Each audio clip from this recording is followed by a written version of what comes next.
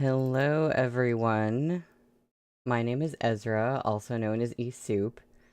Today we are continuing The Beauty's Blade, and I had such a blast in the first stream of this. I didn't really know what to expect going in, and I feel like it just delivered right away with the flirting and even shockingly the first kiss in the first stream.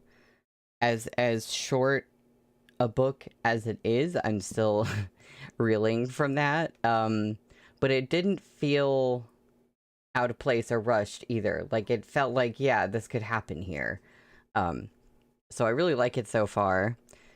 Today we are reading chapters 8 to 13. As we have discovered, they are like super short chapters. But again, it doesn't feel wrong. Like, they're short and quick and snappy, and they end and, start at like the right moments. So really, really digging it so far. Oh, Blue. Oh, Blue, I see what you mean. It is kind of like all the men in this book are just like stupid and or evil. But I do feel like there's a lot of books where it's like the opposite way, so it's probably just like a commentary or like pushing back against that, where like all when like you're reading something and all of the women characters are just sort of either like stupid or there for set dressing or just kind of like evil and that's it and that's all they get to be. So it's like I kind of I don't mind that. I guess it could be overdone, but I'm like, yeah, whatever. No, that's a good point. The world is full of stupid and or evil men, but all of them, I guess we'll have to find out if it continues like that or not. Oh yeah, Cookie, you said I see the Arha standee. Yes, I my bookshelf with the Dane on it is like a cube shelf, and it makes it sort of awkward for like displaying things. Like, I feel like I can't fit as much as I want to, but I was like, well, I'll just put it in front of all the books. You said, I forgot what happened in the last chapter. They were in a boat playing instruments. Oh yeah, one of the things that happen is that I'm going to remember the names, I promise, but right now my brain does not want to do it. Fu Wanqing was she's like jealous of people being better at things than her, and I think that's one of the things in like her upbringing that she might have to unlearn. And because of it, because I'm so sorry, oh my god, what is her name? Yu Shenyang. Yu Shengyang. Because Yu Shengyang was like better at her instrument than Fu Wanqing was, she like broke her xiao. Yeah, definitely a notable character moment there.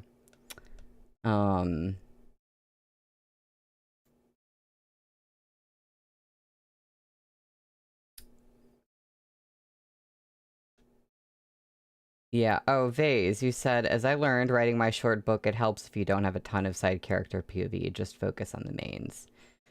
Yeah, I think that's what I would say that's what she's doing here. Is like we're really just focused on the mains. But yeah, that's a good point. You kind of have to do that because the shorter the book especially, you don't have a ton of time to establish a bunch of side characters. I feel like we've really just focused on the mains, and then like, oh look, there's the terrible relationship that Fu Wanqing has with her dad. And then the mysterious woman in black. And those have kind of been like the main people that have like been established. Yeah, like there will be important side characters, but you just don't give them a lot of time to themselves. That makes a lot of sense, because if you do too much, it will just be really hard to keep the bandwidth for like the main story that's going on. Yeah. That makes sense to me. So, oh, thank you, Cookie. I am going to get started. We are on page 61 for chapter 8, which is called Jade Guanyin. The mid-month moon was full and round. It hung in the sky like a silver plate, dimming the light of the stars around it. But the time for that festival of reunion had passed. It was already the 9th month. Wind rustled past the roof eaves, loud and whistling. The stone bench was piercingly cold. Fu Wanqing only deigned to sit on it after a maidservant had put down a thick fur cushion for her. There was no need for martial artists like her to worry about the cold, but Fu Wanqing was simply too lazy to summon true qi to warm herself. I love that. She smiled and she sighed. She stared at that full moon, suddenly reminded of the chill of winter. Her heater wasn't enough. She wanted a blazing flame to warm her through. Wonder what or who you could mean by that. Fu Wanqing looked down at her hands. I said this in the Discord, but even though this isn't really a good example, I'm going to drink whenever hands are mentioned, because beautiful hands are mentioned a lot.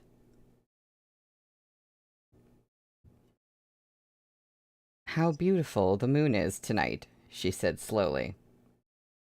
Yu Shengyan nodded. As always, she seemed as insubstantial as smoke.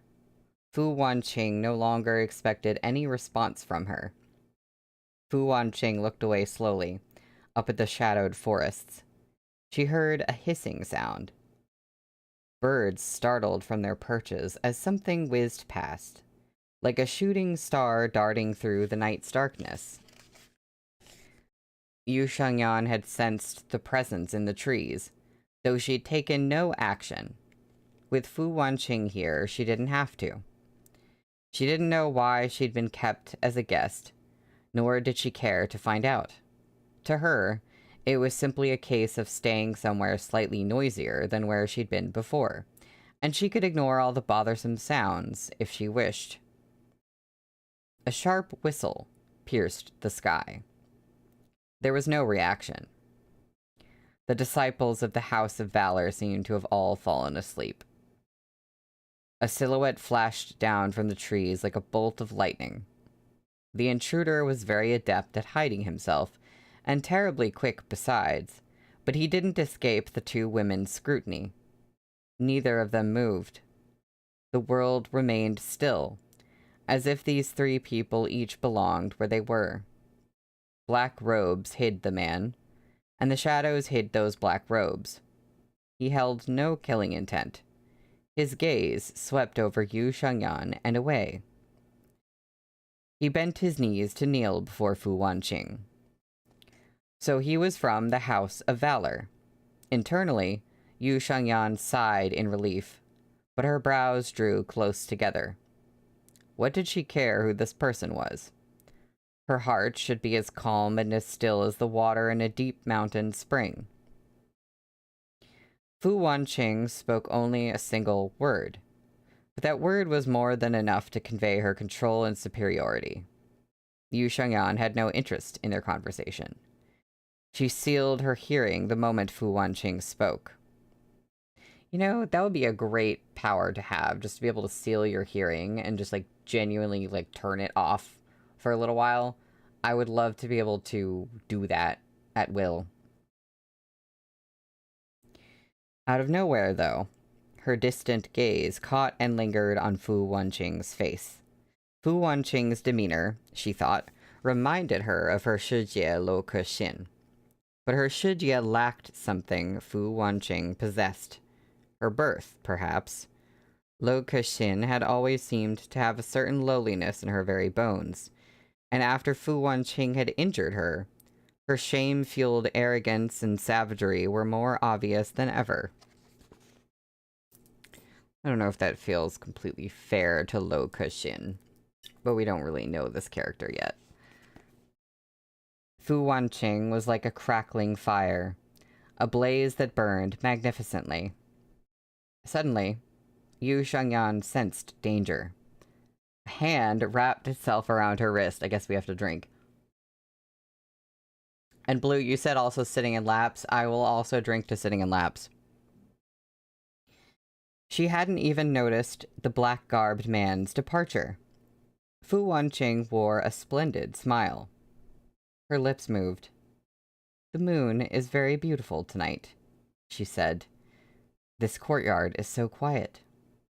Yes, it was. Serenity had returned. Perfect serenity. The only sound the rustling of nature itself, soft and peaceful. But all was not so in the Jianghu. Also, hi, Henry. Yeah, the prose is really beautiful. Everything is described so well. I agree. Oh, Blue, you said just learn the amazing powers of dissociation. You know, I could do that sometimes, but sometimes it does not work. Blue, you said we're the most hydrated stream on YouTube. Absolutely. Oh yeah, and Cookie, exactly. Moon is beautiful is another way of saying I love you, and she said it twice. Another bloody storm had wreaked havoc overnight. At an inn outside Yangzhou City, a burly man in a short jacket flung his bowl and chopsticks on the table, then hiked up his leg beside it. "The Jianghu," he shouted, oddly. "If it was peaceful, it wouldn't be worthy of the name." With that, he sat down as if nothing at all had happened. He picked up another bowl brimming with wine, downing it as if he hadn't just been yelling. A broadsword rested beside his right hand, pierced through with 5 iron hoops. They clanked against each other, loudly. Fu Wanqing sat in a corner, hidden from sight by a pillar, her lips upturned in a slight smile. It hardly made sense for the scion of a prominent Jianghu family to show up in such a tattered little inn. But here she was. Fu Wanqing's plans remained inscrutable. She glanced at Yu Shengyan, sitting silent beside her, and grinned. "Do you know about what's been happening in the Jianghu recently?" She was prepared to answer her own question, but Yu Shengyan spoke up. "2 key events," she said. "Clever Hans Lu Qi was murdered. They say it's because he'd concealed a treasure map inside his jade guanyin. And the brothers of the Arcane Order are quarreling over a mysterious woman who calls herself the Third Young Master." Yu Shengyan had overheard all this as they were leaving the House of Valor. Fu Wanqing giggled. Not giggled. "Just so. All this will surely send the Jianghu into an uproar. Not that it was stable in the first place." Only Yu Shengyan heard what she'd actually said, but the peal of laughter Fu Wanqing let out made all the guests in the inn turn to look at her. Some of those watching eyes were admiring, others covetous, and a few were disdainful. 2 beautiful women at a rundown little inn, without any male escort to speak of. It was enough to send these foul men's imaginations wild. The ones with at least a scrap of wisdom managed to restrain themselves, but some of them were drunk on lust, desperate to put their eyes and hands upon those bodies. With a series of clinks, the burly man from earlier stood up. As a swordsman, he'd never forget his weapon, but he worried it would scare the little ladies sitting nearby. It's a bad idea. He hesitated for a moment, then left his sword behind. When he grinned, his stubby whiskers quirked against the fleshy folds of his face. He looked even more hideous with his uneven teeth on display. "Ladies, where are you headed? Do you have an escort?" He'd barely gotten the words out before a short little man jumped in. He was as thin and wiry as a monkey, and although he only draped an arm around him, the burly man was sent flying. The short, thin man narrowed his eyes and stroked his beard. "Ladies, why not travel with me instead?" Yeah, Blue, that is accurate. The little girls sitting nearby can show you exactly where to store that sword, dude. Oh, Blue, you said you're not sure if this is a shansha or a wuxia. I know that sometimes there's wuxia that still has certain elements that we might associate with shansha. Like, it feels like a little bit more magical, but it's still considered a wuxia, I think. I'm thinking that's what this is. Because sometimes there's like very specific kind of elements to it, and I remember being confused about if something else was a wuxia or shansha. I don't remember what it was, but I remember reading like, oh, like it just seemed more complicated than I thought at first, and then I was like, you know what? You know what? Sometimes I'm not going to know, and that's fine. Oh, wuxia is typically about inner qi, while shansha is practically Chinese magic. Okay, yeah. That's like the general idea that I've gotten. So I'm leaning towards this being wuxia. Being embarrassed like that in front of these beauties sent the burly man into a rage. Hefting his sword, he clanked toward the smaller man. The massive force cleaved the bench in half with a sound like thunder. But the skinny man scampered away, grinning with a hand on his beard. Now that a fight had broken out, the inn servers and landlord were quick to skedaddle. The scaredy cats were gone, too, leaving only a group of Jianghu warriors to watch the show. Doubtless they were hoping to find the right moment to pull off a heroic rescue and catch a beauty's fancy. Fu Wanqing didn't bother looking at any of them. Yu Shengyan's response delighted her. Fu Wanqing's eyes were terribly expressive. They seemed to speak without words. One glance was enough to capture the soul. The fight escalated, drawing in more and more of the inn's patrons. No one noticed the two women who'd caused this entire thing had disappeared. Finally, someone struggled free of the chaos and asked, "Who was that woman in red?" Finally, a theory. I think it was Lady Fu from the House of Valor. After a beat of uneasy silence, sighs of lament echoed throughout the inn. Wandering the streets of the village, Fu Wanqing looked about as if everything fascinated her. She bought a beaded hairpin from one little stall and put it in Yu Shengyan's hair. In truth, it was much too plain for Yu Shengyan, and it rather ruined the effect of her beauty. Fu Wanqing was annoyed, but she wouldn't let Yu Shengyan take it off when she was the one who'd put it there. Lu Qi's clever hands could probably make a hairpin worthy of you, Fu Wanqing said suddenly.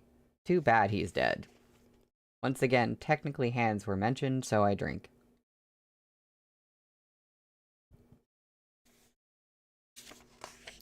Yu Shengyan didn't reply, but Fu Wanqing threw her head back and laughed. Her peeling giggles seemed to ring with chilling apathy. Yu Shengyan looked up through her lashes. From within her lapels, she took out a rough bamboo whistle. For you. She folded it into Fu Wanqing's suddenly nerveless hands. Oh, not hands again. For me?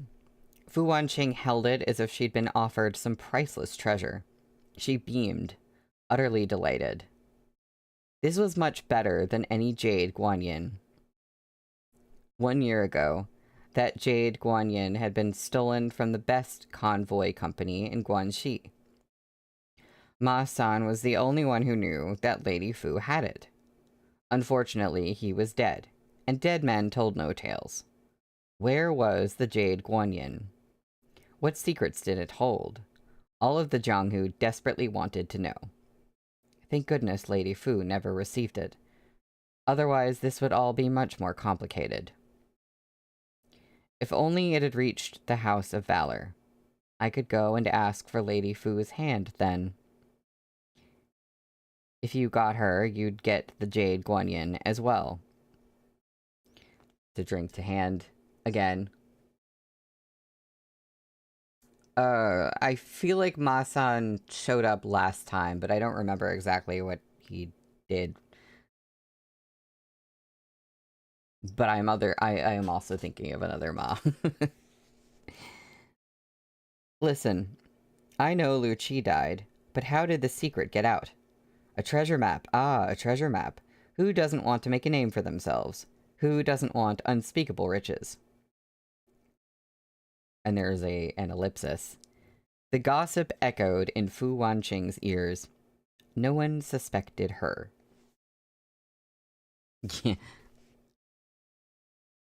Oh yeah, Ma-san was the boatman. That's right. Well, that was the end of the chapter. And we are on page 67 for chapter 9, which is called Infinite. Also, I love how they're already, like, giving each other gifts. And I love that, like, there's all this, like, Jianghu gossip, but Fu Wanqing is just like, nobody suspects me. I guess nobody would suspect her. I feel like the general idea of her is, I don't know, I guess people are, like, intimidated by her, but they wouldn't suspect her of doing, like, bad things. Because of her position. And then I think they're also blinded by just being like, oh my god, a beautiful woman, whoa. Where did Fu Wanqing care to go? Where would she show up? Not easy questions to answer. She could appear wherever she wanted. In the past, she'd always traveled alone, a blazing flame no one dared approach. Now, a statue of freezing ice walked beside her. I do love the fire and ice, like, dichotomy thing. Together, these two opposing energies merged into a wonderful balance. Passerbys thought to themselves, Fu Wanqing isn't as scary in person. But it would be a terrible mistake to assume Fu Wanqing was no longer the same Fu Wanqing she'd always been. Provoke her, and you were still doomed. Just like the men who were currently sprawled before her, wailing in pain. They were in a rundown temple. Night hadn't yet fallen, but Fu Wanqing had lit a huge bonfire. Fu Wanqing was smiling, but to the men writhing on the floor, she looked like an evil spirit straight out of hell. The heat of the bonfire had sweat streaming down their faces, but their hearts were as cold as a cave of ice. Fu Wanqing's energy had them surrounded entirely, preventing any escape. The least injured among them sent a beseeching gaze at Yu Shangyan, who was meditating beside Fu Wanqing. His fingers tightened into fists. He had to risk it. The cool beauty beside Fu Wanqing didn't appear to be her handmaiden. It seemed she was someone close to her.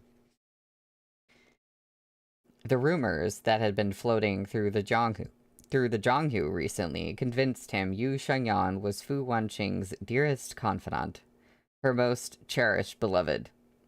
His lips twisted, sinister. He made of himself a glinting blade aimed searingly at Yu Shangyan. Fu Wanqing remained motionless. The man despaired, not because he'd overestimated the weight this icy woman had on Fu Wanqing's heart, but because he hadn't anticipated the choking force that emanated from her body. This lady's martial skill almost surpassed mortal limits. She could hide every trace of her internal energy, making herself appear as a talentless commoner. The man knew he was as good as dead. To his surprise, he only fell back to the ground. He didn't even reopen any wounds. Despair transformed into relief, but only for a moment before he fell back into the abyss of hopelessness. Fu Wanqing hadn't struck him. She just said 2 words. But they were enough to make every one of the men blanch. Yu Shangyan. What did Yu Shangyan mean to the demonic sect? It meant the high priestess of the Jadewater Guild, the absolute power that none dared cross. It was the same position Fu Hui held in the Light Path Alliance. No, even higher. Their lives were instantly snuffed out, but not by Fu Wanqing's hand. They'd all done it themselves. Fu Wanqing was going to let them go. But alas, it just so happened they were disciples of Blackpeak Hall of the Jadewater Guild. In an attempt to seek revenge for the 4 rats of Blackpeak, they'd offered insult to their very own godlike high priestess. The laws of the Jadewater Guild were inviolable. Inviolable? Suddenly, I realized that I never say that word out loud and I don't know how to say it. Transgressions were not tolerated. The Blackpink jokes again. Fu Wanqing stared at the stiffening corpses on the ground. She sighed. What fools. That's a shame. Why didn't they think you were an imposter? Inviolable. Yes. We think. Yu Shengyan said nothing.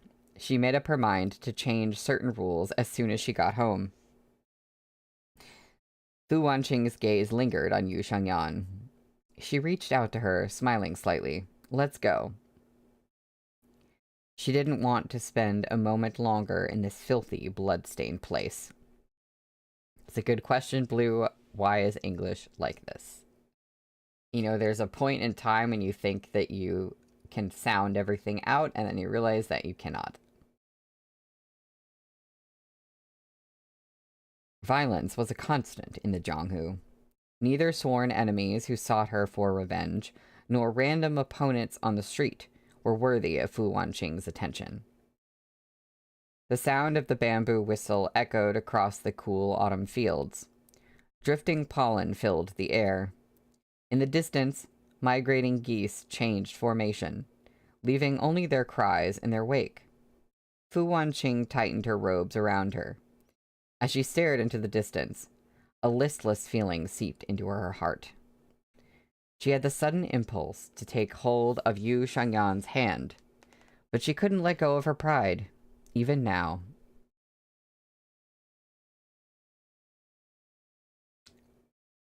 Inviolable. Yeah. Like vi. Okay.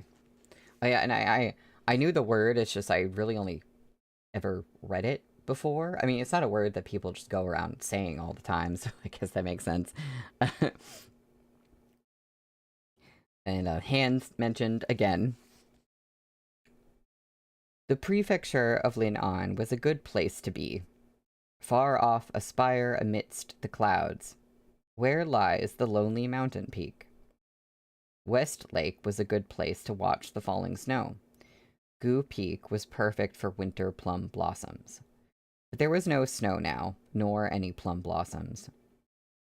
Only a field of rustling reeds, swaying in the autumn breeze. Fu Wanqing had traveled south on a whim, but now that she was here in Lin'an, she didn't want to leave.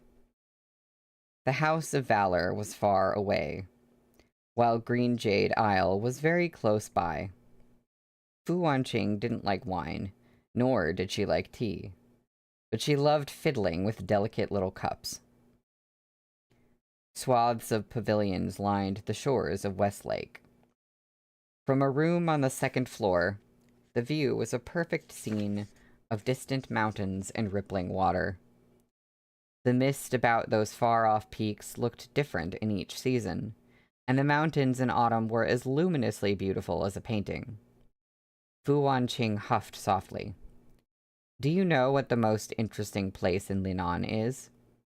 Yu Shengyan shook her head. Fu Wanqing beamed, putting a hand on Yu Shengyan's shoulder and spinning herself into her lap. Here we go again. She wrapped her arms around Yu Shengyan's neck and put her mouth to the rim of Yu Shengyan's cup, taking a little sip. Fu Wanqing was finicky. She'd never touch a dish someone else had used. Every so often, though, she wasn't so finicky anymore. She licked her lips, then curled herself sweetly into Yu Shengyan's embrace, as spoiled as a cat. It was rare for women to seduce other women, but Fu Wanqing was an exception. Not sure about that one. The most famous place in Linan is the Springtime Smile, she went on. Yu Shengyan, why don't we go take a look? She phrased it like a question, but she'd already made up her mind. For convenience's sake, they both dressed as men. What a handsome pair they made, one burning like fire, the other as cold as a blade. Do we get art of this? I don't know if we get art of this. The Springtime Smile lay outside the bustle of Westlake in a quiet and unassuming alley. One side of the street was lined with tattered reed shacks and starving commoners, while the other was full of wealthy nobles swimming in silk and brocade. Springtime Street suddenly grew crowded. People dressed in rags clustered around a group of beautiful girls in pink. Lady Infinity is giving alms again. Blessings on Lady Infinity. The suffering poor put their hands together and knelt, unmoving. Nobody would have thought anything of it if they did this anywhere else, but this was Springtime Street. The young masters sent servants up to learn what was going on. Most of the crowd scattered at the mention of Lady Infinity, leaving only drunkards and those with powerful backers. The onlookers shook their heads and sighed. It was obvious this had played out many times before. Nothing would happen if they messed with those girls in pink, but if they strike the people in the alley, they're doomed.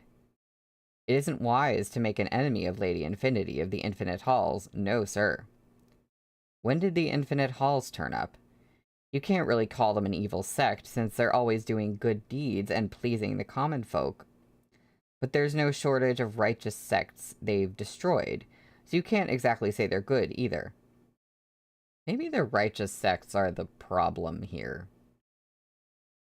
The master of the Infinite Halls is a mystery. The most talented investigators can't even figure him out. Who cares about all that? It's none of our business. Sure, we can't afford to make an enemy, but we should still keep our own noses clean, right? Listening to the talk around her, Fu Wanqing snapped her fan shut and narrowed her eyes. A tinge of mirth appeared on her face as she mouthed, "The Infinite Halls." Petals fluttered through the air, as if spring had come again. The sound of the peepaw and flute weaved together as a palanquin came flying down the street, carried by 4 girls who were clearly skilled fighters. The blossom's fragrance faded as the litter disappeared into the distance. Who was that? Lady Infinity, of course. Though she's not the master of the Infinite Halls. I actually don't know who the master is, but I'm sure they weren't in the carriage. It's probably an 80-year-old man. Heh, there's so many beautiful girls in the Infinite Halls. I bet he's... The man collapsed like a felled tree. I was just going to say, what if the woman in black is the master of the Infinite Halls?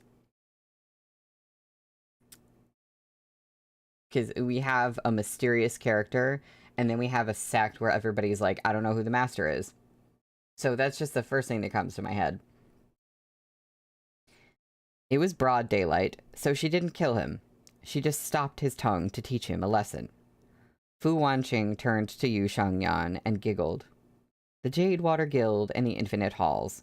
How interesting. How very interesting indeed. Yu Shengyan blinked. The technique they just used was a combination strike based on the Shaolin Monastery's Blossom Touch and the Tongmen School's Petal Scatter. Fu Wanqing hummed. Fascinating. She narrowed her eyes. But you know what's even more fascinating? Let's go to the Springtime Smile. What was Yang Zhou's House of Flowing Gold to the Springtime Smile? There was no contest to be had, and the Springtime Smile wouldn't deign to be mentioned in the same breath. It could be a house of flowing gold if it had to be, but the house of flowing gold could never equal the springtime smile. Money was all it took to get into the house of flowing gold. Not so the springtime smile. You needed more than just coin.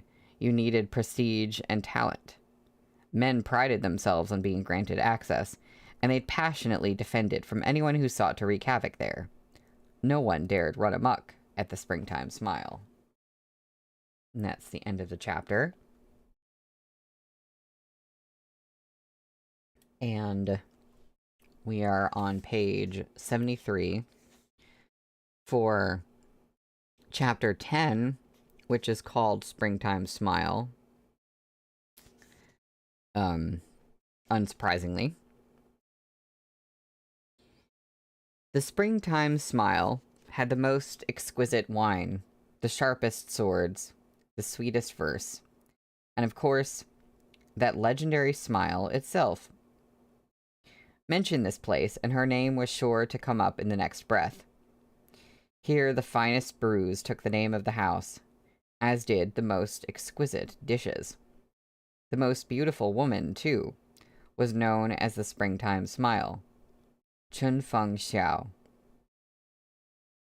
But that name was a poor fit for a woman who never smiled. At the springtime smile, 1,000 gold taels couldn't buy you the beauty's favor. At best, you might be able to afford a jar of that lovely wine. Every visitor hoped to charm a smile from Chun Feng Xiao, but most wouldn't even catch a glimpse of her face. Here they entertained genius scholars and prodigy swordsmen, wealthy merchants with endless riches, and each and every one was beautiful. Any one of the guests here, plucked at random, might be even finer or more handsome than the girls who worked the springtime smile.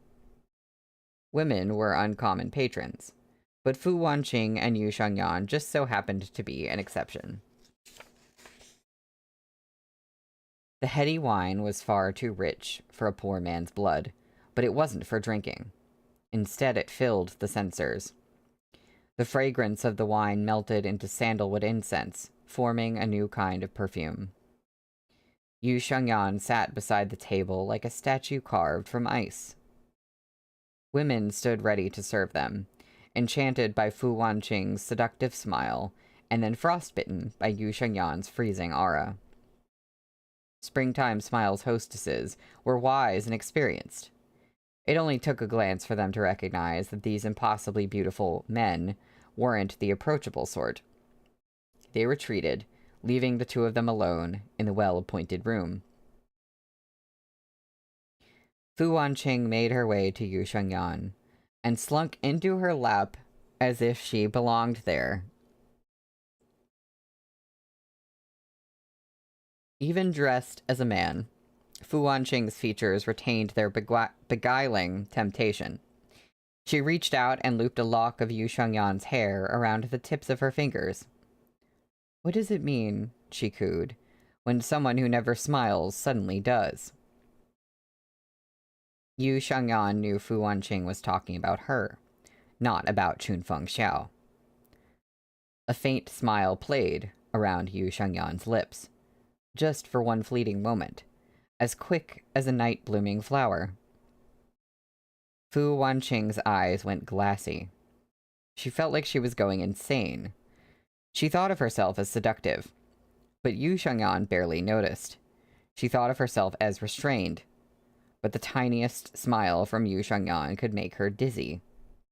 Fu Wanqing grinned stupidly, pressing herself closer to Yu Shangyan's body, and breathed softly against the delicate shell of her ear. "If you were a man," she whispered, "I'd kill you." But she hadn't said everything she was thinking.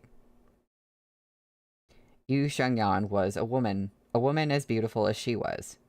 She, Fu Wanqing, would only kill her once she'd defeated her. And somehow I don't think that's going to happen. Yeah, a blue, in what world is she restrained? I think she must just mean that, like, she can hold back from feeling, like, swept away by a crush or by someone's beauty. Like, not restrained in her other behavior, for sure. But I don't even know if even that is the case most of the time. Only women would refuse attention at a house of pleasure. Why would a woman come to such a place? A beguiling question, to be sure, and Chun Feng Xiao was easily beguiled. Before long, the door opened with a creak, and a woman dressed in white came in carrying a peepaw. Fu Wanqing was still nestled in Yu Shengyan's lap, and her eyes remained just as alluring. They seemed like two haphazardly dressed men embracing, but Chun Feng Xiao saw a pair of women entwined. Yes, this coolly reserved woman who just entered the room was Chun Feng Xiao herself. Fu Wanqing studied her out of the corner of her eye. Her aloofness was intentional, created to distance herself from mortal affairs, which was to say, it was a carefully maintained front. Her expression was cool, but her heart burned hot. Chun Feng Xiao had a wonderful bearing, but she fell far short of Yu Shengyan. But perhaps Fu Wanqing was no longer capable of seeing anyone as Yu Shengyan's equal. She sighed to herself and looked away. The eponymous springtime smile and its Chun Feng Xiao weren't nearly as interesting as she'd hoped. Chun Feng Xiao plucked at the strings of her peepaw and smiled. Fu Wanqing didn't see it, but Yu Shengyan did. A few notes rang out, tracing out the shape of the song. It conjured a torrential rainfall, or the scattering of jade upon a silver tray. Yu Shengyan's mouth curved again, this time for Chun Feng Xiao. Fu Wanqing didn't like that. Yu Shengyan should only smile for her. She stood up to block Yu Shengyan's view, which brought their foreheads together, their breaths mingling close. When Fu Wanqing looked down, all she could see were those red lips. A fist tightened around her heart. She felt like she'd just downed a cup of wine. Fu Wanqing wanted to kiss her right there, amid the music, in front of Chun Feng Xiao. She craved it the way a traveler lost in the desert yearned for an oasis spring. Yu Shengyan was a sheet of blank paper, and Fu Wanqing wanted to daub her with her own colors. We'll take this moment now to look at the art, which unfortunately is not them sitting in each other's laps wearing men's clothes.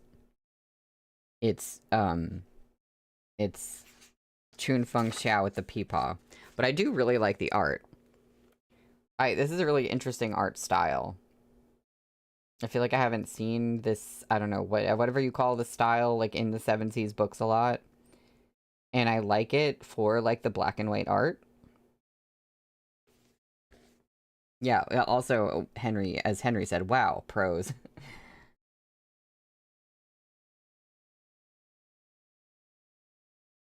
Fu Wanqing had succumbed. She felt like she was sinking ever deeper into damnation. But if she was doomed to fall to the depths of such a bottomless abyss, why shouldn't she drag Yu Shengyan along with her?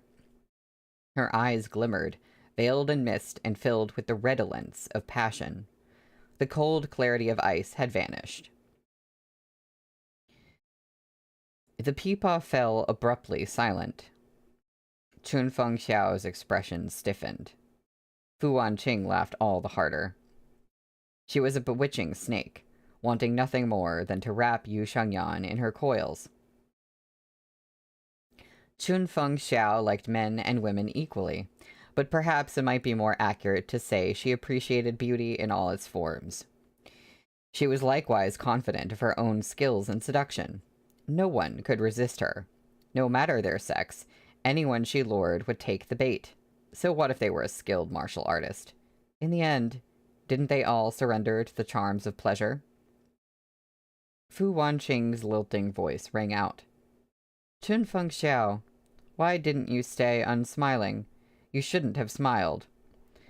Straightening Yu Shengyan's loosened lapels, she turned to stare Chun Fengxiao down.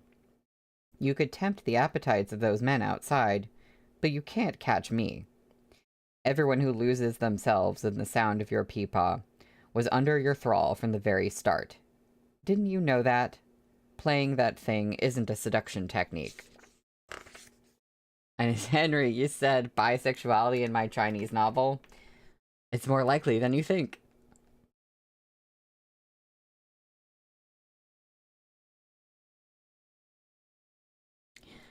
Chun Fengxiao's expression turned freezing cold. She'd never been critiqued like this. Everyone who came to the Springtime Smile adored her. She considered herself on the same level as the Jianghu's renowned beauty Fu Wanqing. In fact, quite a few of her admirers had whispered to her over the pillows that her looks were far superior. She was very sure of herself. Fu Wanqing beamed at Chun Fengxiao. I should show you, she murmured, almost to herself, what real seduction looks like. Chun Fengxiao felt faint, as if her soul had slipped out of her body for a jaunt through the skies. She shook her head hard. Who are you? Fu Wanqing swiped at a corner of her mouth. Take a guess. Who else could be so magnificent? Chun Fengxiao paled, terror flicking through her eyes, along with a hint of a tearful pout. It was enough to make any ordinary man's heart ache. But Fu Wanqing was no man. Nor was she ordinary. Fu Wanqing. This woman who should have been in Yangzhou had suddenly shown up in Lin'an.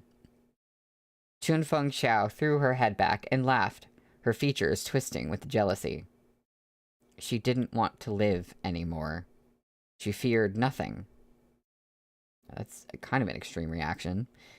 If you ask me not to smile, it will only make me smile harder, she said slowly, recalling certain Jianghu rumors. Do you believe you're beautiful, Fu Wanqing? You don't even measure up to the woman beside you. Next to her, you're no more than her foil. Fu Wanqing's pride wouldn't allow her to be superseded. Everyone who'd ever said such things in front of her before was dead, but presently there was no killing intent behind her smile. She didn't look angry at all. She shot a glance at Chun Fengxiao. Why should I care if you smile or not? Lu Qi, on the other hand, I imagine he truly regrets never having the chance to see you smile. Oh, thank you, Henry. I knew what you meant. But, you know, calling it Porple is kind of fun, honestly. I had a thought, and I think it's completely gone. Oh yeah, in another world, perhaps in fan fiction, the dynamic between these three plays out differently. But not here, I guess. Chun Fengxiao's face went pale. The fact that Lu Qi had come to the Springtime Smile had spread all over the Jianghu seemingly overnight. Lately, patrons weren't just visiting for pleasure. Many came to ask after the Jade Guanyin and the secret of the treasure map. How ridiculous. Lu Qi had sent the Jade Guanyin away. Why would Chun Fengxiao know anything about the map? There had been no news of it since last year, so why was the slightest new detail getting spread about across the Jianghu as if it was the truth? Ridiculous. Absolutely ridiculous. People were absurd. Oh, I'm sorry, Henry. It's just a typo. At the end of the day, you said you almost said thruple. Yeah, that's what I was thinking. Chun Fengxiao went as stiff as a dead fish. You're seeking the Jade Guanyin? Her voice was so dull it was unrecognizable. She could hold her own against many Jianghu warriors, but she was no match for Fu Wanqing. If she was here for the Guanyin, the springtime smile was doomed. Those passionate young defenders of the springtime smile would not risk offending the House of Valor to come to her aid. And clever hands Lu Qi's fate had begun to change many of their minds, besides. Fu Wanqing grinned with an indescribable luxuriance. That jade Guanyin was meant as a gift to me from Lu Qi. Of course I'm interested. But actually I came to the springtime smile to help you. I know people have been bothering you about the map. I can tell you outright that it's real, and the jade statue's whereabouts are very easy to guess. Ma-san had never lost a single escort before that, and the Weiyang Company trades on trust. How did an inconspicuous jade Guanyin like that suddenly go missing? Chunfeng Xiao nodded, her emotions churning. I understand. That escort wasn't for the jade Guanyin at all. It had been for the treasure map. The Jianghu didn't know the truth, but the House of Valor did. And if the House of Valor knew, that meant all 5 clans in the Light Path Alliance likely did as well. I'm trying to follow the story of the Jade Guanyin and this treasure map and all that stuff. And I know we got some of that last time, but I'm struggling to keep up with it because I'm distracted by, like, all of the flirting and the lap sitting and everything.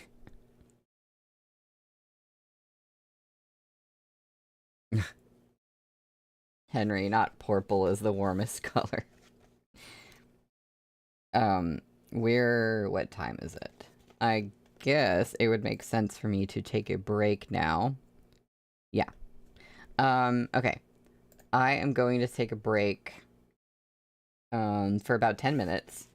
And when we come back, we will be on chapter 11, which is called Yang Wu Gong. Sounds like another important character name, question mark? Alright, be right back.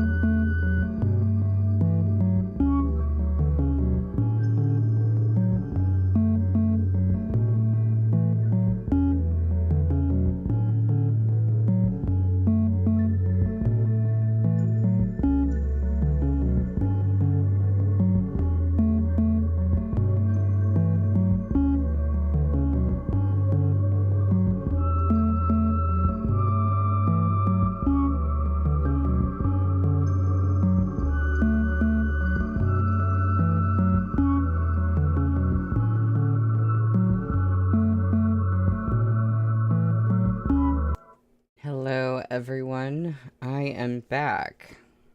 I am back and ready to get into more of this book. I know the time came to take a break, and I was like, I didn't even want to do it.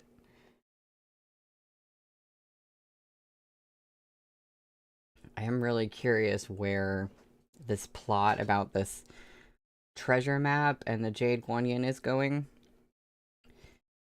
So, we are on page 81 for chapter 11, Yang Wugong. News spread quickly through inns and taverns, and the same held true for brothels. Misappropriating goods placed in one's custody was a shameful accusation, one that Captain Yang Yifei could not bear in silence. He went directly to the House of Valor to offer Fu Hui an explanation in person, and sent his 2 children to Lin An to track down whoever was slandering the good name of the Wei Yang Company. Things were heating up in Lin An. And the more chaos that broke out in the Zhonghu, the happier Fu Wanqing became. She's just trying to create chaos everywhere. A single boat skimmed the waters of West Lake. The yellowing willows on its shores swayed in the dying evening light. The sun was half sunken behind the western mountains, its splendid colors gilding the pavilion in the middle of the lake into something majestic. Fu Wanqing stood at the prow with their hands tucked into her sleeves. Hands were mentioned. I guess I have to drink to that. I want to watch the snow from the center of the lake, but it's too cold in the winter. Even wrapped in coats and furs. Oh no, okay, there we go. Even wrapped in coats and furs, I still feel cold. I hear heaters are useless. The most effective solution is another person's body heat. Martial artists have no reason to fear heat or cold, said Yu Shengyan mildly. Fu Wanqing frowned. She turned back to Yu Shengyan, her smile fading as she paced circles around the straight-backed woman. She scoffed. You're so boring, Yu Shengyan. You're worse than the droning old scholars in the study halls. What's the point of living like that? Yu Shengyan snorted. And how do you live? Scheming all day to break up the Light Path Alliance? Plotting the demonic guild's downfall? Yu Shengyan hadn't meant to say that, but she did, and there was no going back. Her expression twitched, even as she did her best to maintain her unflappable air. How had the little pebbles Fu Wanqing kept tossing managed to leave ripples on the surface of her calm? Yu Shengyan didn't know, and she decided to stop wondering. Fu Wanqing blinked, eyes widening. She hadn't expected an outburst like that. Yu Shengyan really was odd. That speech could have been given by the greatest paragon of righteousness. She was the demonic guild's high priestess. She should celebrate the idea of the Light Path Alliance's destruction, but she didn't look happy. I'm taking on the Jadewater Guild next, said Fu Wanqing, starting with Blackpeak Hall. Will you fight me? If they fall, that is their fate, Yu Shengyan replied, callous and cold. She didn't want Fu Wanqing to destroy them, but she wouldn't stop her. At the Jadewater Guild, she never had to lift a finger. The 2 wardens were the ones who made the decisions, and they'd be the ones to face Fu Wanqing. Yu Shengyan's only duty right now was to keep her oath, and remain with Fu Wanqing for 3 months. Fu Wanqing laughed. That was exactly what she'd expected. Her gaze flickered back, and she smiled. What if I wanted to kill Lo Kexin? Something rippled over Yu Shengyan's face. I will not allow you to kill my Shijie. So there is someone you care for, Fu Wanqing jeered. Right, of course. Otherwise you'd never have gone all the way to Yangzhou for her medicine. Fu Wanqing was only teasing. attacking an opponent she'd already defeated was beneath her. But Yu Shengyan's reaction reignited her desire to kill. She knew very well that what she was feeling was jealousy. No one deserved Yu Shengyan's attention but her. But you know, the more I'm told no, the more tempted I am. If I went to the Jade Water Guild and killed her, I bet you'd unsheath the unseen sword. That really would be a good way to force you into our duel. Too bad I have something more important to do right now. Yu Shengyan said nothing. Lo Kexin. She mouthed the words, thinking of her face. She could feel the killing intent rising from Fu Wanqing, but she'd sworn to protect Lo Kexin. Not for affection's sake. She'd simply made a promise. Yu Shengyan opened her mouth to explain.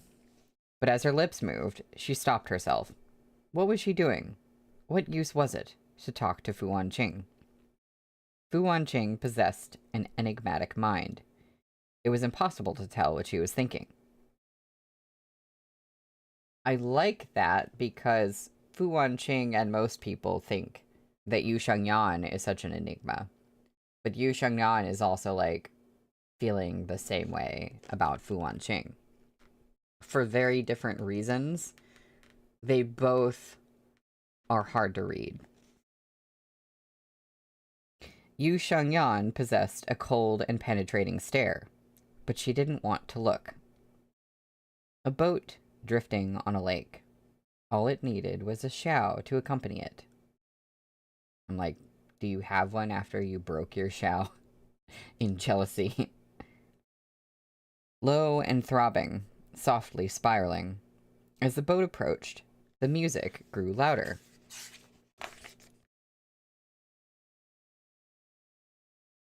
A beautiful girl in blue pounced on Fu Wanqing like a starving tiger, her eyes glittering with rage.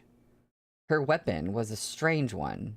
It looked like the talons of a ferocious falcon as it came slashing down at Fu Wanqing's face. Fu Wanqing didn't move. She didn't fight back at all. Fighting a smile, she looked calmly at Yu Shengyan as if she had no idea of the danger bearing down on her. Those metal claws whistled viciously toward her face, with a strike fierce enough to tear Fu Wanqing apart. The girl in blue hesitated, momentarily confused. The Fu Wanqing she knew would never react this way. Did she have something hidden up her sleeve? Was she plotting something? But something surfaced in her mind, and she howled with fury and swung her weapon at Fu Wanqing's eyes. She'd noticed the white-garbed woman at Fu Wanqing's side, but she didn't care. As she celebrated her impending success, though, that white-garbed woman moved. Before the girl in blue could even see what this other woman had done, the weapon she'd been holding was lost. Fu Wanqing turned to a frowning Yu Shengyan and smiled. I knew you wouldn't just stand there. Guess I don't have to lift a finger for the next 3 months. You said your sword won't leave its sheath, but you never said you wouldn't fight. Am I right? Yu Shengyan's expression cooled. I promised to stay with you for 3 months. I never said anything about protecting you. With your skills, you don't need me at all. Hey, we're having some banter, but can we focus on the person who just attacked right now? Like, who is that? Like, what's going on? Fu Wanqing snickered. But I don't want to fight anymore. And if my enemies killed me, you wouldn't be able to complete your promised 3 months. Will you travel to the underworld to keep me company? Fu Wanqing had always been willful. They'd only spent a few days together. But by now, Yu Shengyan had the measure of her temper. She couldn't refute Fu Wanqing's logic. She could only snort and turn away toward the purple-tinged mountain peaks in the distance. Suddenly, a sharp voice cried, Yu Shengyan! That's Yu Shengyan. It was the girl in blue. Fu Wanqing, you're consorting with the demoness from the guild? Men tended to believe Fu Wanqing that this was only someone disguised to look like Yu Shengyan, but the trick wouldn't work on a woman. They'd instinctively notice such a disguise. You could change your features, but no one could mimic Yu Shengyan's manner. Fu Wanqing glanced at the blue-barbed girl. She was sweet and vivacious, cute and pretty. Fu Wanqing didn't like girls like that. She recognized her. Yang Wumin, the daughter of the Weiyang Company's Yang Yifei. Yang Wumin, she said, if you're here, where's your brother Yang Wugong? Everyone in the Jianghu knew that the Yang siblings were in Lin'an to investigate the matter of the Jade Guanyin. Yang Wumin shrieked again, shrill and irritating. Fu Wanqing, how dare you mention my brother? How dare you?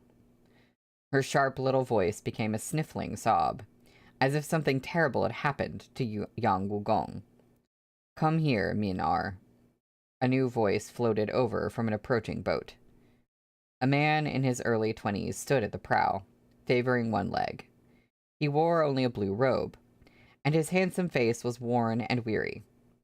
Though he limped when he walked, he still moved with unusual swiftness. Yang Wumin cast a worried glance at her older brother's bad foot. She shot Fu Wanqing a hateful glare, leapt into the air, and landed smoothly back on her own boat. Yang Wumin despised Fu Wanqing, though not without reason. After all, Fu Wanqing was the one who'd given Yang Wugong his limp. She's just over here injuring people's legs, like left and right, apparently. Fu Wanqing watched the little boat drift into the distance, smiling faintly. The sun had dipped behind the horizon, the sun had dipped behind the mountains. Stars lay scattered across the deep blue of the night sky. A quiet, if occasionally disturbed, evening had arrived. The smaller boats began to leave the lake, while pleasure vessels had begun to gather alongside rising song. This Jianghu sure gets noisy, sighed Fu Wanqing. Yu Shengyan looked over at her. The Yang siblings of the Weiyang Company, she said. What, you want to know more about them? Asked Fu Wanqing. The boy thinks too highly of himself. The girl is a spiteful brat. Of course, that was before I taught them a lesson. A malicious sneer appeared on her face. Even in the Jianghu, people cared about matching status to status and rank to rank. The House of Valor's young mistress and the Weiyang Company's young lord, it was assumed, would make a perfect match. If that young mistress hadn't been Fu Wanqing, everything would have fallen into place. It wasn't known in the wider Jianghu, but the House of Valor and the Weiyang Company had once forged a marriage alliance. Unfortunately, it had all gone up in flames at the House of Flowing Gold. Yang Wugong was a handsome and promising young man, but he overindulged in the pleasures of the flesh. Yang Yifei had been the one to break his leg.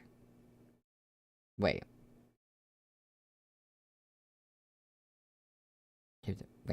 Yang Wugong. Yang Yifei.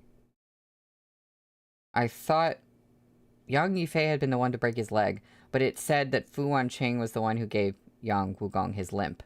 So, yeah, it sounds like Yang Wugong was, like, engaged to Fu Wanqing, but we can see how that did not work out. Who had told the Weiyang Company about his dalliances? Why, the House of Valor's young mistress. Yang Wugong was crippled. The betrothal faded away. Who would marry their daughter off to a debauched wastrel? That's the end of the chapter. We are on page 89 for chapter 12, which is called Blackpeak Hall.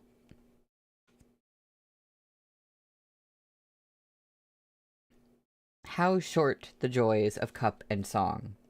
How sad the loss of fleeting time. How else to drown these sorrows mine, if not the embrace of the god of wine? There is a footnote.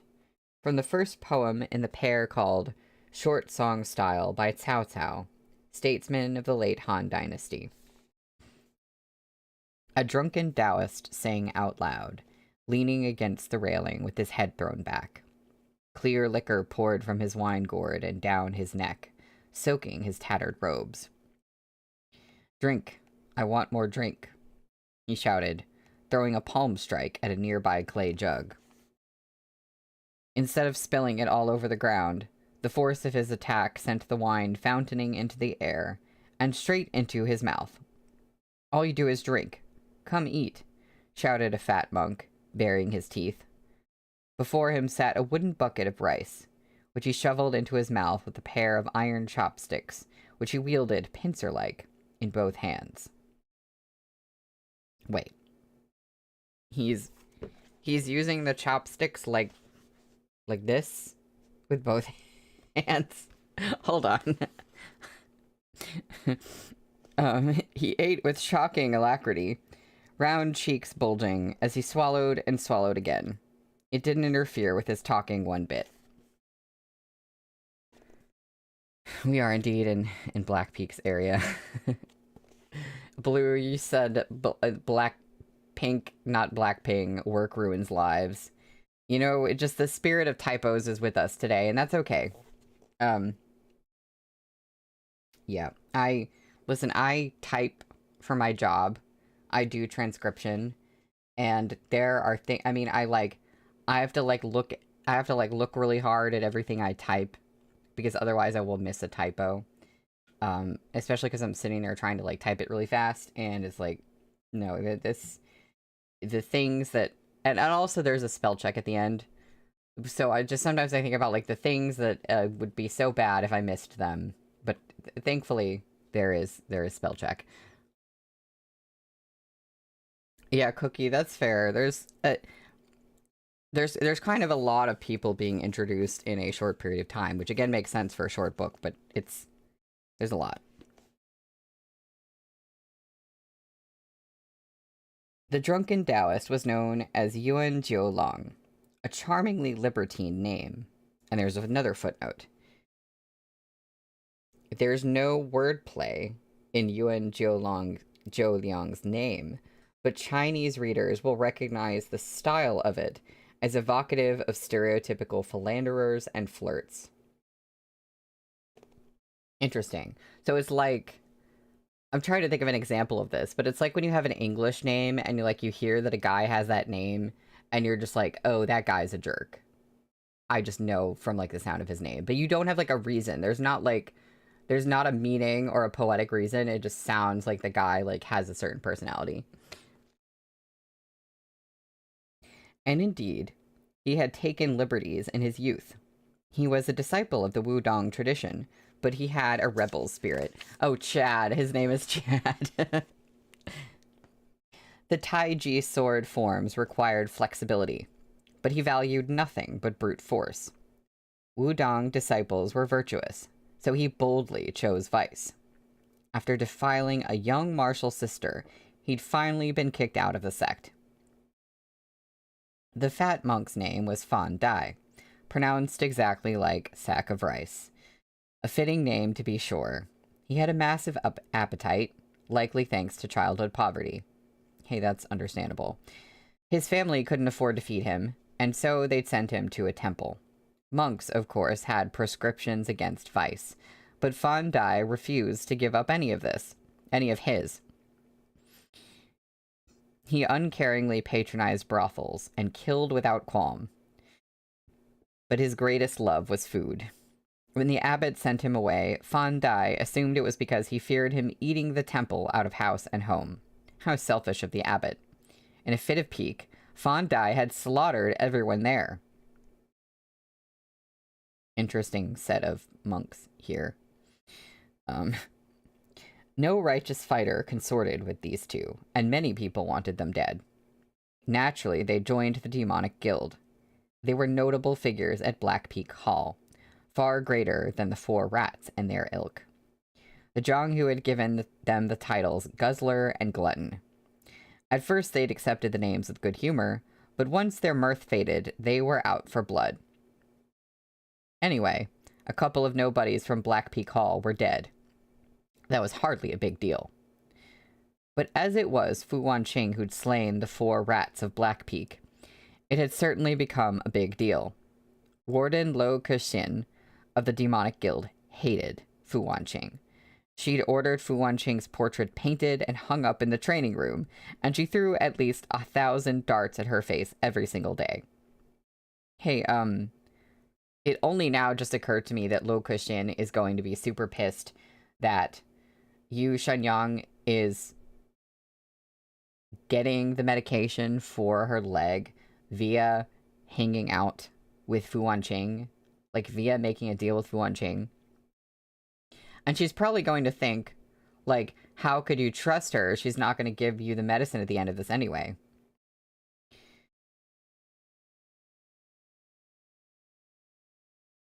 Not many people could endure losing use of their legs with good grace, and a spiteful demonic deputy like Lo Kexin wasn't interested in trying.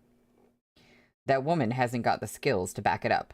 It's all because she's the High Priestess's Shijie, cried Yuan Jiolong, completely out of nowhere. You're right.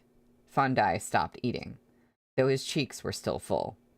He nodded, then rapidly shook his head. But we have to do as she says. Yuan Jiolong's expression darkened. He put up his wine gourd just in time to block a flying dart. It's not just us, he hissed through tightly clenched teeth. Everyone has to do as she says. Would you prefer to follow the other deputy instead? A piercing gale of laughter drifted into the room. A black-clad woman with her hair down came sailing over the railing. Her face was smooth and lustrous on one side, and all twisted scar tissue on the other. She wore a few red-tasseled darts in her belt.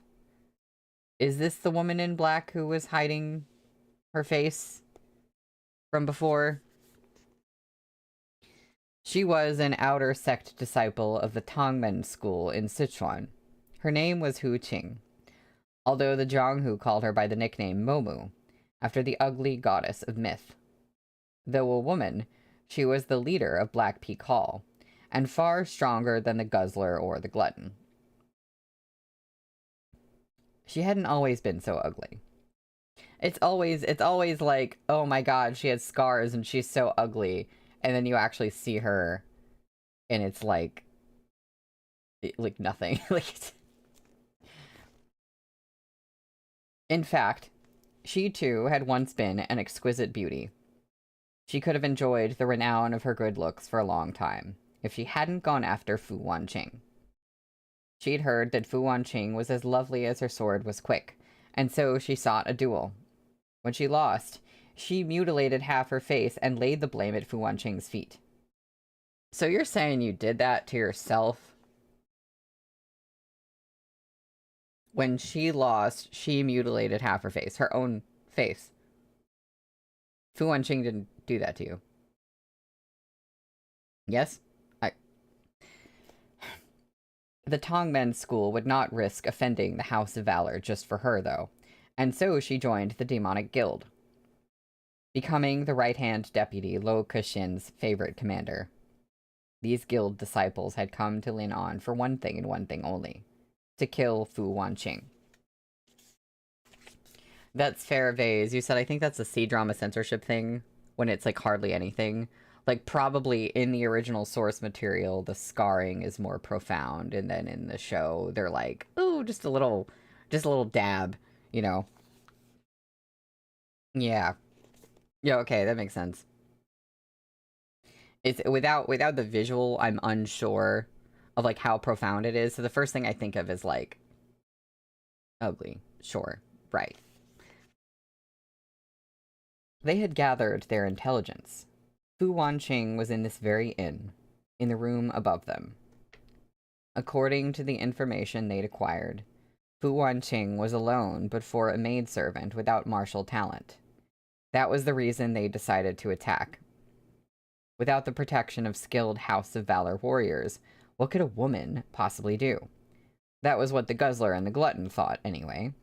But Hu Qing disagreed. She was on edge. It had only been a few months ago that Fu Wanqing defeated her. To a skilled member of the Wulin, a few months were critical.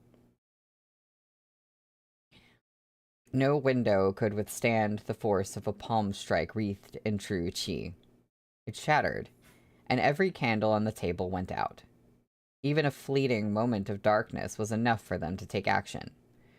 Dark, eerie energy seeped into the room as if from hell itself. Yuan Jiolong slashed like lightning, while Fan Dai struck like a bolt of thunder. Hu Qing sent her poison-tipped darts flying. The candles reignited. Fu Wanqing sat there, a smile playing on her face. Beside her sat a jade-like woman in white. Yuan Jiolong's sword had somehow veered off to slam into Fan Dai's palm, while Fan Dai's punch knocked all of Hu Qing's darts out of the air. All three of them were gray with shock, true qi churning within them as they swallowed down the blood rising in their throats. One thought flashed through all of their heads. Fu Wanqing was incredibly strong, even stronger than the Jianghu's finest, Fu Hui. Little did they know Fu Wanqing hadn't moved a muscle.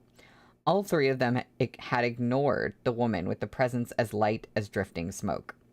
After all, their sources had all said she was nothing but a common maidservant who didn't know any martial arts. Blue, you said guzzler and glutton is such an unserious localization. I beg of you, translator, stop doing this. Yeah, it's... You know... Well, I'm trying to imagine how goofy their names or their nicknames would sound in Chinese. If you know the language, it's like, does the translation choice match that energy? Like, I don't know. Maybe it just sounds just as goofy, but we wouldn't really know. It is kind of weird. So you think that, like, nicknames shouldn't be translated either? I mean, that's fair. I do think, and I feel like this is more recent, I feel like 7C's books have been using, like, fewer footnotes and, like, localizing more things. Because they could just, like, show the name in Chinese and have a footnote, and maybe that would work better. And I guess they're, like, I don't know if people were like, oh, there's too many footnotes. To me, I'm like, I want all the footnotes. I want everything to have a footnote. But that's me. You did, Henry, you said, I don't think any translation will ever be as funny as the 4 rats of Blackpeak. Valid. Fu Wanqing laughed. You know these people, right? You better not let them kill themselves this time. If they make a mess in here, we'll have to swap rooms in the middle of the night. What a hassle. It was only now that the 3 attackers got a good look at the white-clad woman, and it sent them all into a panic. There was a series of thumps as they fell to their knees, pale with terror. They didn't understand how the High Priestess could be here beside Fu Wanqing, and they understood even less why the two of them looked so friendly with each other. It's a trick. This bitch Fu Wanqing is trying to confuse us. Hu Qing was the first one back on her feet. She clapped a hand to her chest and spat out a mouthful of crimson blood. Fresh hate mingled with old grudges, leaving her dizzy with anger. She stared daggers at Fu Wanqing, desperate to kill her. But more than that, more than anything else, she needed an escape route. She didn't want to die in this place. That's right. It's a trick. Hu Qing's assertion had bolstered the guzzler and the glutton's courage. They got to their feet, shouting agreement. Yuan Jiolong reached for his wine gourd for a drink, too, only to remember that a certain evil woman's darts had destroyed it. He shot a vicious glare at Hu Qing. Meanwhile, Fan Dai had noticed the plate of exquisite dessert on the table. He swallowed, his throat bobbing. Fu Wanqing giggled at Yu Shangyan, twirling a lock of hair. If you tell enough lies, nobody believes you when you tell the truth. She rose languidly to her feet. The 3 attackers tensed, each going taut as a bowstring on the verge of letting its arrow fly. But Fu Wanqing didn't make any move toward them. To her, they might not have existed at all. Instead, she ambled over and settled into Yu Shangyan's lap.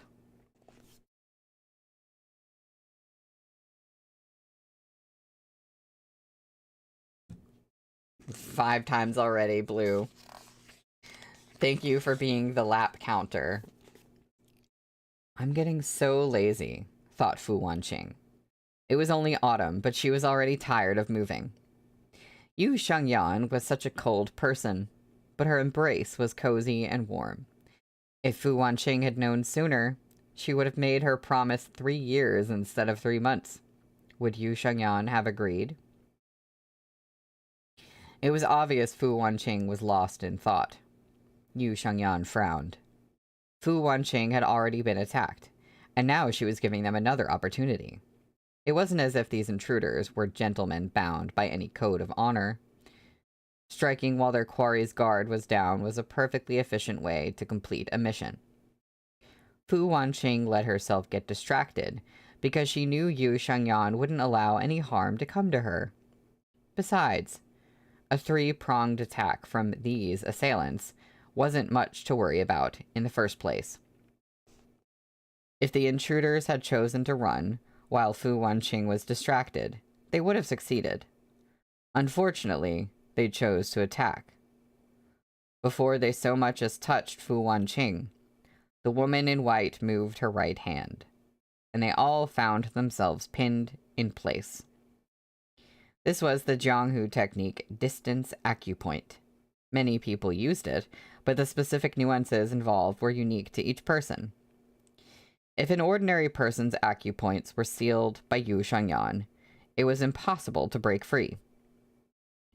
Their hearts plummeted to the very bottom of that mental ravine.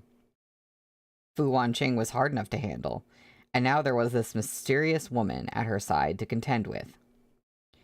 The High Priestess of the Jadewater Guild should have had a token to prove her identity. Fu Wanqing looked down and reached into Yu Shangyan's clothes. She failed to find any such token, but she learned something valuable all the same. No wonder filthy men adored women so much. This fragrant softness was, she realized, extremely compelling. With some reluctance, she pulled her hand out of Yu Shangyan's clothes. Too bad Yu Shangyan wouldn't let her go any further. Sighing softly, she whispered in Yu Shangyan's ear, "Where's your command token?" Such willful blindness from your own disciples. Shouldn't you teach them a lesson? Yu Shangyan kept her eyes downcast, but she slid her hand into the lapels of Fu Wanqing's robes. Fu Wanqing blinked, confused. She assumed Yu Shangyan was just copying her. But before she could speak, Yu Shangyan drew her hand back out with the bamboo whistle between her fingers. She put it to her lips and blew a ghoulish tune. The 3 intruders went as white as a sheet. Fu Wanqing grabbed the whistle and glared. "You gave that to me," she whined. "Are you taking it back?" The 3 attackers looked even more unwell.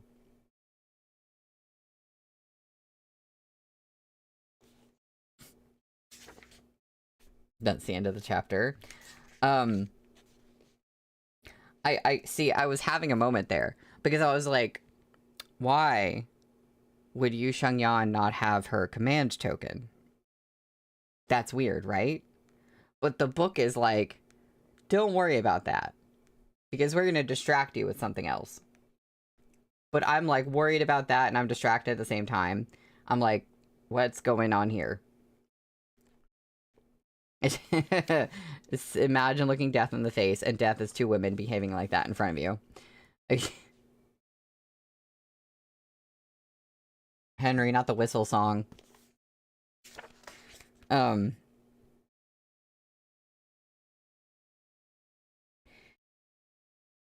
Well, we are on page 97 for chapter 13, which is called Heart is Yours.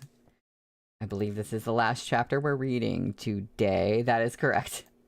We're ending on a good note. Heart is yours. Okay. The unassuming bamboo whistle, the one Yu Shangyan had so readily given to Fu Wanqing, was the mark of the High Priestess. Her predecessor had indeed used a command token, but Yu Shangyan disliked such common trappings. Okay. She rarely appeared at guild meetings, and when she did, it was only because she had something unbearably important to announce. Yuan Jiolong recalled joining the guild just as the high priestess left seclusion. Her beauty was so intense that he couldn't bear more than a glimpse of her, and she only gave one order: destroy the command token, and make that bamboo whistle and its unique sound the symbol of the High Priestess. "Greetings, High Priestess," cried the three of them in unison. Unfortunately, their acupoints were sealed. They couldn't even move enough to bow. To insult the High Priestess was a crime punishable by death, and none of them wanted to die. They proved to be smarter than their subordinates, however, for when they realized Yu Shangyan's eyes held no murderous intent, they went quiet at once. Yu Shangyan swept her sleeves and flicked a fingertip, sending out a powerful wave of true qi. The three of them went limp, nearly tumbling to the ground. "You may go." With one cool command, Yu Shangyan ended the conversation. A chilling breeze gusted in through the broken window. Fu Wanqing curled close, nestling herself fully into Yu Shangyan's embrace like a spoiled kitten. She looked indulgently satisfied, with a tinge of careless provocation in her eyes. She kissed Yu Shangyan's cheek, and slid her fingertips from her ear down to her lips. Fu Wanqing exhaled. "I adore you." Yu Shangyan looked down at her. "There's murder in your eyes," she said, coolly impassive. "Those things aren't mutually exclusive," argued Fu Wanqing. "It's really, really frustrating. You understand that, right? I want you because you're so impressive, and I want to kill you for the same reason. But if you died, the Jianghu would be awfully boring." Fu Wanqing sighed, both for herself and for Yu Shangyan. "You couldn't kill me," replied Yu Shangyan. That pricked at Fu Wanqing's temper, though it didn't blossom into anger. She just snorted. "Do you think my skills are lesser than yours? If I can't kill you, I'd rather die by your sword." "You won't defeat me." Yu Shangyan ignored Fu Wanqing's babbling. "Nor will I kill you. There will be no duels between us."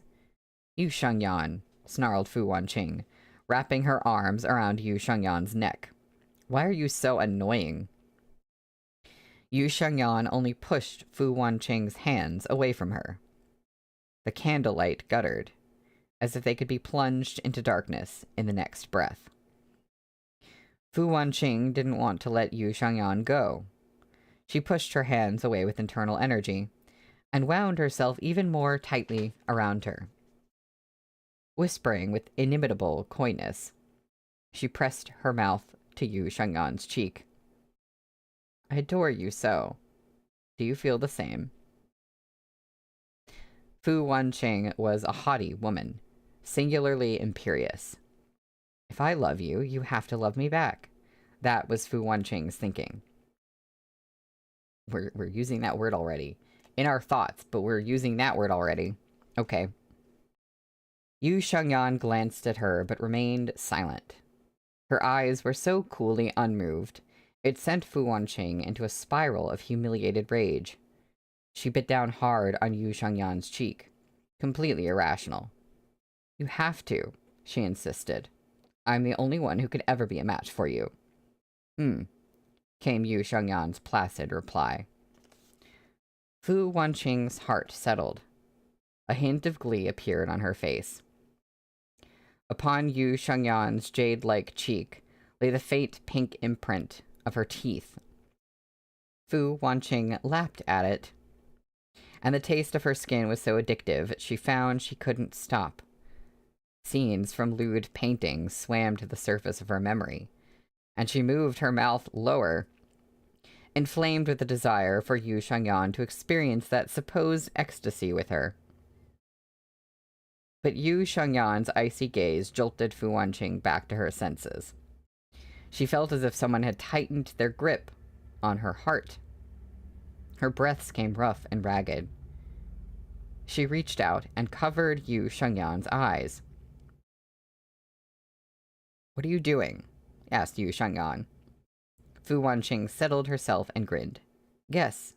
She pulled her hand away. Both of them looked as if nothing had happened, but the words, "I adore you," began to silently take root. Promises were the most worthless things in the world. When disaster loomed, most people broke their word without a second thought. But promises were also priceless treasures, for some oaths were worth 1,000 gold. Fu Wanqing believed in the former, while Yu Shengyan lived by the latter. Okay. So Fu Wanqing says promises are worthless. Yu Shengyan lives by promises being priceless treasures. And Yu Shengyan is the one who's like, well, I promised I would be by your side for 3 months to get the medicine for my Shijie, so I'm doing it. But, you know, little did either of them know, I guess, it would come to this. That was crazy. We are on the second stream. Like, again, I know it's only one book, but I thought that the structure of this would be like, okay, things are building up and nothing is really going to happen until we get to, like, the last quarter or something like that, you know? So it's like, oh, never mind that. Excitement was bubbling in Lin'an. Yu Shengyan had imagined Fu Wanqing would join in the festivities, but for whatever reason, she didn't. She spent her time napping at the inn or enjoying the view of Westlake from a little boat, as if she couldn't get enough of the scenery. For her part, Fu Wanqing didn't join in the festivity because she knew the festivity would come looking for her. With a loud crash, the tightly closed doors burst apart. The windows had only just been repaired, and now the doors were ruined too. Terrified servers shouted in the distance, but the sight of a horde of furious Jianghu warriors sent them scurrying back down the stairs. The intruder was a woman Fu Wanqing knew well. She recognized her followers, too. Yu Shengyan sat cross-legged on the bed, intently reading a book. She didn't so much as glance up at the noise. Oh my god, you're joking right now. Fu Wanqing was lying in Yu Shengyan's lap, toying with a lock of her hair. You are joking. She cast an indolent look at the murderous crowd. "Where's the map? What did Lu Qi tell you?" "Lady Fu, please, help me," came a shrill shriek. It was almost unrecognizable as the same voice that shaped songs as splendid as the cry of an oriole. It was Chunfeng Xiao. Chunfeng Xiao, in tears. She finally understood now how quickly men could change. The men she'd thought of as playthings under her control had unsheathed their swords to kill her. Now her only hope was Fu Wanqing, that woman smirking lazily on the bed. "Why on earth would Lady Fu be in Lin'an?" scoffed one of her pursuers. "Be serious. Miss Chunfeng Xiao, just tell me where the treasure map is. I'll treat you just as fondly as I always have." "Who killed Lu Qi?"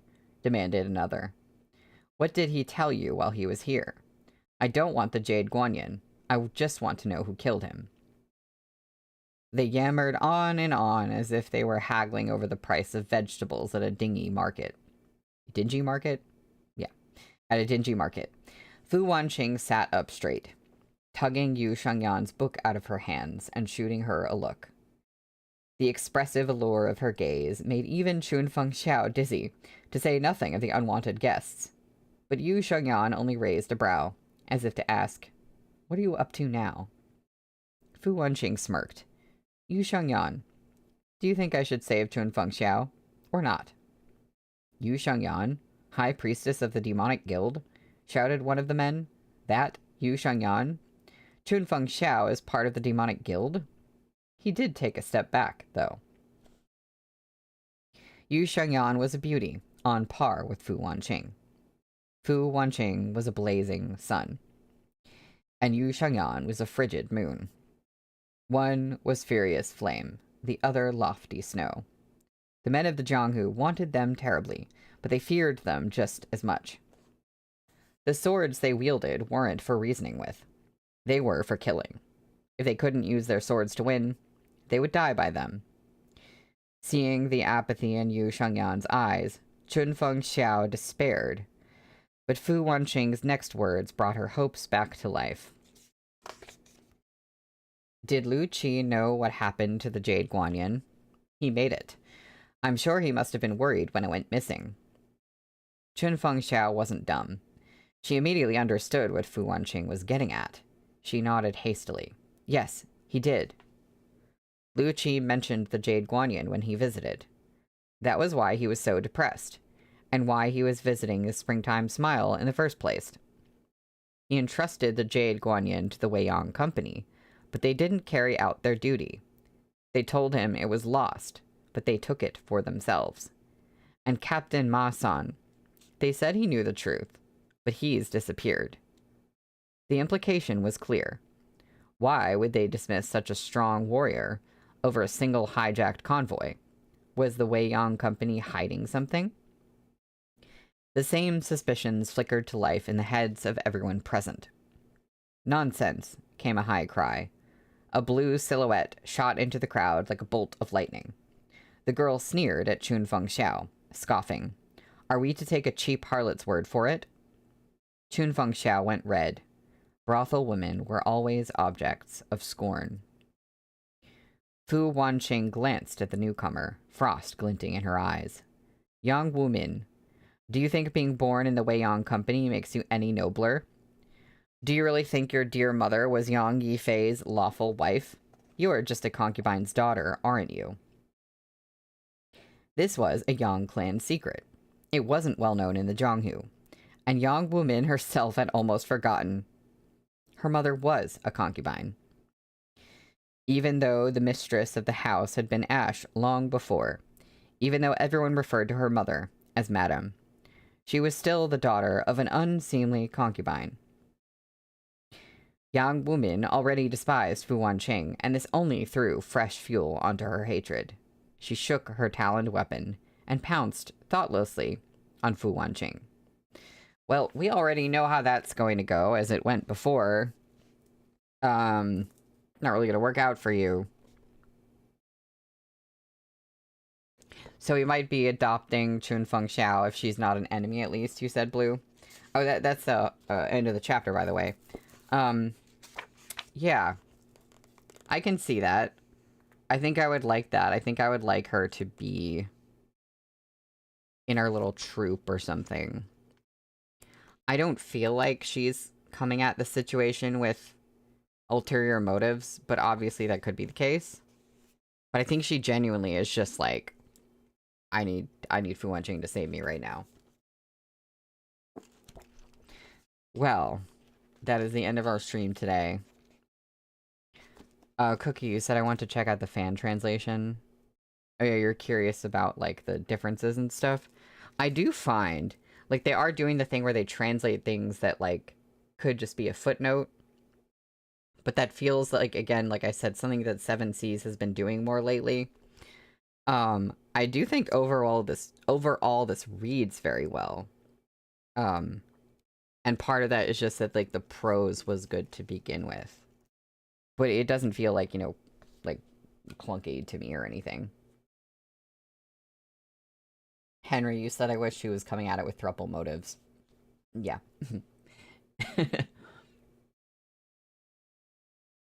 There's gotta be fanfic somewhere, right? I mean, Seven Seas took forever to announce more Baihe. They finally did. But, like, this is a Seven Seas licensed Baihe, so, like, people have read it. There's gotta be something. I'm not gonna look for it yet because I'm not done with the novel. So I'm not going down that potentially spoilery road. But there's gotta be something out there, right? Oh yeah, Blue, you said it feels like we're missing a ton of information because of the localization. I do think, like, there's a few moments where they would say something I forget where, it was something in this stream. They said something about a character, and they made this implication, and I was like, I definitely feel like there should be a footnote here, and we're missing like a little something. And again, I don't normally, up until I guess more recently, I wouldn't normally have that feeling with like the Seven Seas books, because I do feel like normally, like, regardless of any issues or whatever, they do give you like a decent amount of footnotes. Which is unfortunately not the case with Rosme. Like, you'll read a Rosme novel and there's like one footnote, or there's like literally zero. But I expect more from Seven Seas novels.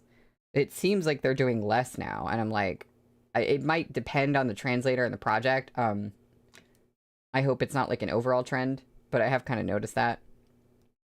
And I'm like, I'm not used to this. What is going on? Yeah. So, it's a little weird, but yeah, so it's like the overall translation, like, style, I'm like, not the names, but like, how it's written, I'm like, yeah, this works well. But there's like things where I'm like, I want more information. I am curious. And in addition to doing that, they've also significantly thinned out their glossaries, so that's no help there. But, oh well. Anyway, I'm having a good time with this. Good vibes. Definitely, like, the most shocking thing has been, like, how fast the relationship has progressed. And the story is interesting. I mean, but I definitely went into this, like, having pretty much next to zero expectations. But I think the biggest thing right now is I'm very curious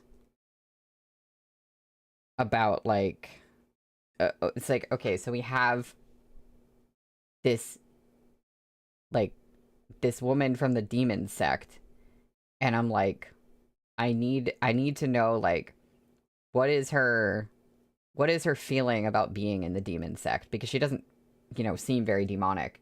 So I'm like, we're getting some of her feelings, but there's something that we're not getting, and I'm like so curious. I'm like, about backstory on her, just like all of that. Because Fu Wanqing is definitely the character that we like know a lot more about at this point. So I'm intrigued about that. The amount of lap sitting is absurd. It's just become a given at this point. They're in the same room. Like, Fu Wanqing is just going to be in Yu Sheng'an's lap, and that's just how it is. So, thank you for joining me in the stream today. I hope you have a good rest of your week and a great weekend, and I will see y'all again on on Monday. Next Monday, which, by the way, next Monday is my birthday. I'm streaming that day anyway, just because it's fun for me, honestly. So I will see you all on my birthday, for chapter 14, which is called Trespasser. So, bye everybody.